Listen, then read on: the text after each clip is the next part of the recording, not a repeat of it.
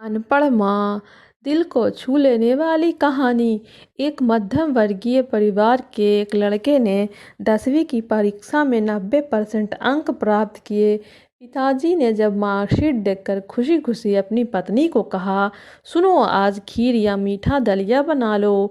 School की परीक्षा में हमारे लाडले को 90% अंक मिले हैं। माँ किचन से दौड़ती हुई आई और बोली, सच? मुझे भी दिखाइए मेरे बच्चे की कामयाबी की पर्ची।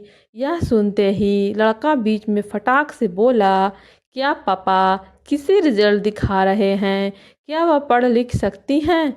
वह तो अनपढ़ हैं। आंसूपूर्ण आंखों को पल्लू से पूछते हुए माँ चुपचाप दलिया बनाने चली गई। लेकिन यह बात पिता ने सुनी भी और देखी भी। फिर उन्होंने लड़के के कहे हुए वाक्यों में जोड़ा और कहा, हाँ बेटा, सच कहा तुमने, बिल्कुल सच। जानता है, जब तू गर्भ में था तो उसे दूध बिल्कुल पसंद नहीं था। तेरी माँ ने तुझे स्वस्थ बनाने के लिए हर दिन 9 महीने तक दूध पिया। क्योंकि तेरी माँ तो अनपढ़ थी ना, इसलिए तुझे सुबह 7 बजे स्कूल जाना होता है। इसीलिए वह सुबह 5 बजे उठकर तुम्हारा मनपसंद नाश्ता और डिब्बा बनाती थी। जानता है क्यों? क्योंकि वह अनपढ़ थी ना, इसलिए जब तुम रात को पढ़ते पढ़ते सो जाते थे तो वह आकर तुम्हारी कॉपी व किताब बस्तर में भरकर फिर तुम्हारे शरीर को ओढ़ने से ढक देती थी और उसके बाद ही सोती थी।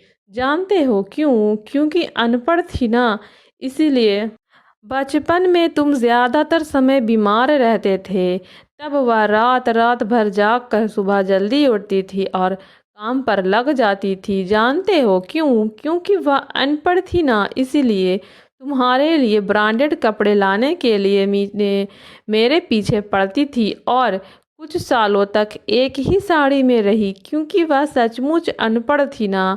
बेटा, पढ़े लिखे लोग पहले अपना स्वार्थ और मतलब देखते हैं, लेकिन तेरी माँ ने आज तक कभी नहीं देखा। क्योंकि अनपढ़ है ना वह, इसीलिए वह खाना बनाकर और हमें परोस कर कभी कभी खुद खाना भूल जाती थी। इसीलिए मैं गर्व से कहता हूँ कि तुम्हारी माँ अनपढ़ है। यह सब सुनकर लड़का रोते रोते अपनी माँ से लिपट गया और बोला, मुझे तो कागज़ पर 90% अंक ही मिले हैं, लेकिन आप मेरे जीवन को 100% बनाने वाली पहली शिक्षक हैं।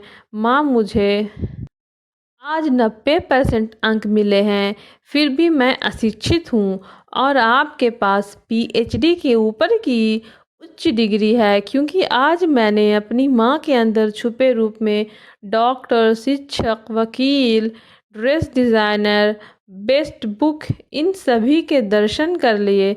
मुझे माफ़ कर दो माँ, मुझे माफ़ कर दो। माँ ने तुरंत अपने बेटे को उठाकर सीने से लगाते हुए कहा, पगले, रोते नहीं हैं, आज तो खुशी का दिन है, चल हंस, और उसे चूम लिया। ऐसी होती है माँ दोस्तों।